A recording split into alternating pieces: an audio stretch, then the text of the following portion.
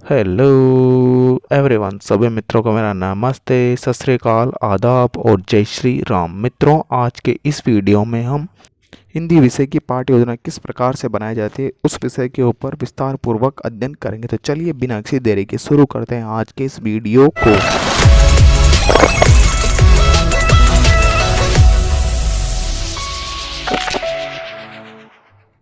मित्रों, सबसे पहले जो आपकी दैनिक पाठ्य योजना डायरी है उसके ऊपर आपको पाठ्य योजना का क्रमांक लगा लेना, जो भी आपकी पाठ्य योजना का क्रमांक है और जिस कक्षा की आप पाठ्य योजना तैयार कर रहे हैं वो कक्षा।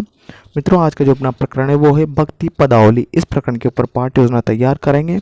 समयावधि, कालांश, दिनांक वगैरह सारी चीज़ का आप ध्यानपूर्वक इसको आप भर लीजिए। मित्रों, अगर अब तक आपने हमारे चैनल को सब्सक्राइब नहीं किया तो प्लीज़ चैनल को सब्सक्राइब कर लीजिए और वीडियो को लाइक कर दीजिए, क्योंकि मित्रों सब्सक्रिप्शन का कोई भी चार्जेस नहीं है, फ्री ऑफ कॉस्ट है। तो प्लीज़ चैनल को जरूर सब्सक्राइब करें ताकि हमारा हर संवर्धन हो सके। मित्रों, इसके पश्चात में जो नेक्स्ट हेडिंग है आपके वो शिक्षण के उद्देश्य है। तो इसके अंदर आपको 3 कॉलम बना लें। शिक्षण के उद्देश्य, विशिष्टीकरण और अपेक्षित व्यवहारगत परिवर्तन या संभावित व्यवहारगत परिवर्तन।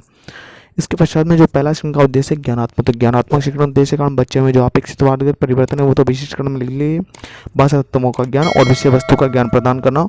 और जो अपेक्षित व्यवहारगत परिवर्तन मैंने आपको लिखा है उनको ध्यानपूर्वक आप लिख लीजिए। द्वितीय जो शिक्षण का उद्देश्य आता है वो है अर्थग्रहण। तो अर्थग्रहण शिक्षण के उद्देश्य के अंदर आप लिख लें सुनकर अर्थग्रहण करना।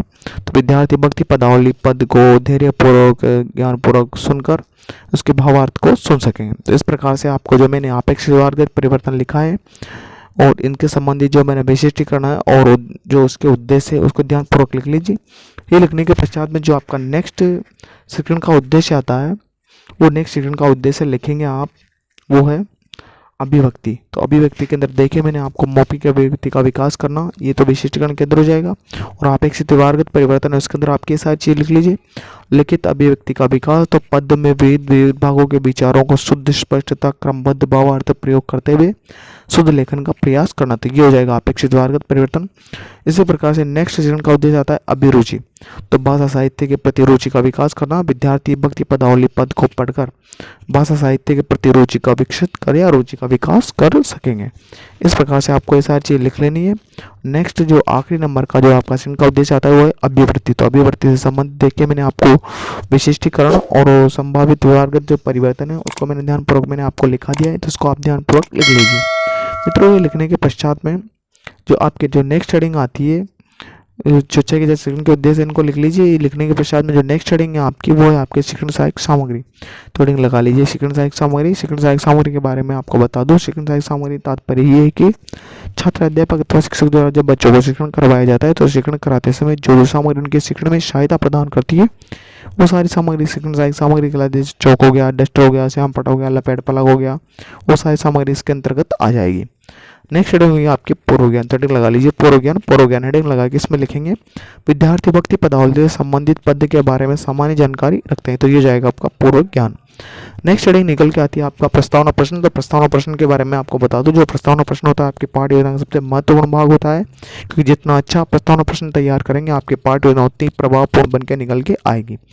तो इसके अंदर आपको 2 कॉलम बनाने, छात्र अध्यापक क्रिया, विद्यार्थी क्रिया। तो इसके अंदर छात्र अध्यापक के द्वारा बच्चों से प्रश्न पूछे जाते हैं और बच्चों द्वारा प्रश्नों के उत्तर दे दिए जाते हैं। तो आप जो प्रश्न बच्चों से पूछेंगे, ये प्रश्न करने का मतलब है आपको क्रम में रख रहे हैं, या जो आप पूछेंगे तो उसको जिसे भी प्रश्न पूछेंगे तो आपको एक प्रश्न को दूसरे प्रश्न से जोड़ते हुए, कहने का मतलब है तार्किकता के क्रम में रखते हुए बच्चों से आपको ये प्रश्न पूछ रहे हैं और तार्किकता के क्रम का आपको ध्यान में रखना है। तो इस प्रकार से आपको कम से कम 4 प्रश्न और अधिकतम 6 या 7 प्रश्न आपके द्वारा बच्चों से पूछे जा सकते हैं। तो इस प्रकार से ये प्रश्न आप सारे प्रश्न लिख लिए और अंत के अंदर आपके द्वारा एक समस्यात्मक प्रश्न पूछा जाएगा, जिस प्रश्न का बच्चे उत्तर नहीं दे पाएंगे तो नेक्स्ट हेडिंग जाएगी। इसके पश्चात में शिक्षण का उद्देश्य, तो विद्यार्थियों आज हम मीरा की भक्ति जो पदावली है उसके बारे में विस्तार पूर्वक अध्ययन करेंगे। तो ये हो जाएंगे आपका शिक्षण का उद्देश्य। नेक्स्ट हेडिंग है आपका पाठ का विकास है, जिसको प्रस्तुतिकरण भी कहा जाता है। तो हेडिंग लगा लीजिए प्रस्तुतिकरण। प्रस्तुतिकरण के अंदर आपको जो विषय वस्तु पढ़ानी है, जो प्रकरण पढ़ाना, उसके बारे में संपूर्ण जानकारी आपके द्वारा छात्र अध्यापक द्वारा इसी के अंदर दी जाती है।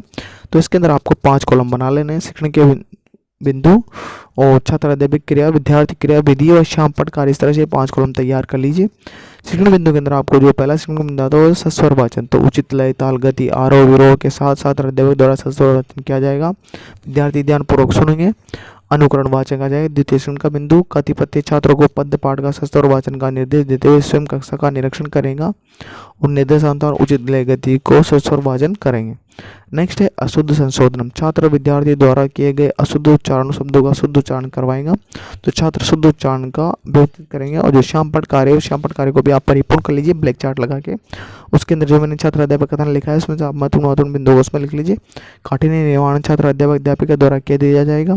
इसके जो भी कठिन शब्द है उन कठिन शब्दों का बताइए। जैसे आमोलक है तो अनमोल हो जाएगा, खिरटिया है तो खाने वाला हो जाएगा, अब सागर है तो संसार रूपी समुद्र हो जाएगा। इस प्रकार से छात्र अध्यापक द्वारा इसका प्रस्तुतिकरण दिया जाएगा। तो नेक्स्ट शिक्षण का बिंदु है शिक्षणात्मक जो कार्य है, समीक्षात्मक जो कार्य है तो छात्र अध्यापक द्वारा बता दिया जाएगा, लिखने का निर्देश देंगे तथा स्वयं कक्षा का निरीक्षण कर लिया जाएगा छात्र अध्यापक द्वारा। इसका जो भी केंद्रीय भाव है उस केंद्रीय भाव को बता दिया जाएगा। और जिसके बहुत प्रश्न है वो बहुत प्रश्न आप ध्यानपूर्वक लिख लीजिए। जैसे मैंने लिखा है तो छात्र अध्यापक द्वारा इसके बहुत प्रश्न पूछे जाएंगे और बच्चों द्वारा इन बहुत प्रश्नों के उत्तर दे दिए जाएंगे। मित्रों जो बहुत प्रश्न होते हैं वो छात्र अध्यापक द्वारा पूछे जाते हैं, इसलिए पूछे जाते हैं ताकि उसने जो प्रकरण या जो विषय वस्तु पढ़ाई है उसके अंदर बच्चों का ध्यान एकाग्रचित होकर लगा रहे, उनका ध्यान भंग नहीं हो, इसलिए बहुत प्रश्न पूछे जाते हैं। पुनः छात्र अध्यापक के द्वारा सस्वर वाचन या किया जाएगा पुनः सस्वर वाचन। तो पुनः रसानुभूति यति ताल पुनः से सस्वर वाचन करवाया जाएगा। तो विद्यार्थी ध्यानपूर्वक सुनेंगे और अर्थ ग्रहण करेंगे। तो सौंदर्य अनुभूति, तो सौंदर्य अनुभूति छात्र अध्यापक द्वारा करवाई जाती। मीरा के प्रभु गिरधर लागर हरत हरत सजस जागो व्यक्ति का भावार्थ बताएंगे छात्र अध्यापक द्वारा और बच्चे इस भावार्थ को ध्यानपूर्वक सुनेंगे और बहुत को अपनी पाठ्य पुस्तिका में नोट करेंगे। जो प्रस्तावना जो पद है उस पद को छात्र अध्यापक द्वारा बताया जाएगा। बसो मेरे नैनन में नंदलाल, मोर मुकुट मकराट कंडल अरुण तिलक, मोहन मूर्ति सांवर सूरत नैनी भरी विषाद, अदर सुदा च मुरली सजीत, छदो घंटिका कटिन शोभित नपुर, मीरा प्रभु च सतनाय सुतनाय भगत छल बेखाय। तो इस प्रकार से हो जाएगा आपका सारा प्रस्तुतिकरण। लिखन बिंदु के अंदर जो भी मैंने लिखा है उस सारी चीज़ को आप लिख लीजिए। छात्र अध्यापक क्रिया के अंदर विद्यार्थी क्रिया के अंदर ये सारी चीज़ होएगी। तो छात्र अध्यापक द्वारा बच्चों से जो भी मूल्यांकन प्रश्न है वो मूल्यांकन प्रश्न उनके द्वारा पूछ लिए जाएंगे। और ये संभावित जो पद है उसके दो ये सारी चीज़ लिख लीजिए आप। मेरे तो गिरधर गोपाल दूसरा न कोई, जाके सिर मोर मुकुट मेरो पति सोई। तो इस प्रकार से ये सारी जो संभावित जो पद है इसके बारे में बता दिया जाएगा। इस प्रकार से आप सारी चीज़ लिख लीजिए। लिखने के पश्चात में मित्रों जो आपके द्वारा जो इनके जो मूल्यांकन प्रश्न है तो मूल्यांकन प्रश्न आपके द्वारा पूछ लिए जाएंगे और बच्चों के द्वारा ये मूल्यांकन प्रश्नों के उत्तर उनके द्वारा दे दिए जाएंगे। कहने का मतलब जो आपने जो पाठ पढ़ा है उसका मूल्यांकन आपके द्वारा किया जाएगा। बच्चों ने सीखा है तो नहीं सीखा है, कितना सीखा है, इस बात की प्रति पुष्टि करने के लिए आपके द्वारा मूल्यांकन प्रश्न दिए जाएंगे। और ये मूल्यांकन प्रश्नों की सहायता से आप बच्चों का मूल्यांकन कर लीजिएगा आपने जो पढ़ा है वह सार्थक है अथवा नहीं हुआ या निरर्थक हुआ, किस प्रकार तो आपको इसका फीडबैक मिल जाएगा। मित्रों इस प्रकार से जो आपकी पाठ्य योजनाएं वो यहीं पे समाप्त होती है, लेकिन उससे पहले आपको ये सारी चीज़ें लिख लेनी है। और जो मैंने लिखा है इन सारी चीज़ों को आप ध्यानपूर्वक लिख लीजिए। ये लिखने के पश्चात जैसे मूल पद संभाव्य पद में क्या अंतर होता है तो छात्र अध्यापक द्वारा बच्चों से प्रश्न पूछ ले जाएंगे, बच्चों द्वारा इनके उत्तर दे दिए जाएंगे। अंत के अंदर आपको बच्चों को गृह कार्य देना है। गृह कार्य ऐसा देना है जिस घटना के स्तर से आपने दिन व्यापन कार्य करवाया उस घटना के स्तर को ध्यान में रखते हुए अंत के अंदर आप बच्चों को गृह कार्य दिए ताकि बच्चे घर पर जाएगा उस आसानी से उससे कर सके। तो जैसे गृह कार्य में जाए भक्ति पदावली पद का भावार्थ अपने शब्दों में लिख लिए। तो इस प्रकार से ये आपकी पाठ्य योजना पे समाप्त होती है। आशा करता हूँ कि आपको वीडियो अच्छा लगा होगा। जय हिंद, जय भारत, थैंक्स फॉर वॉचिंग।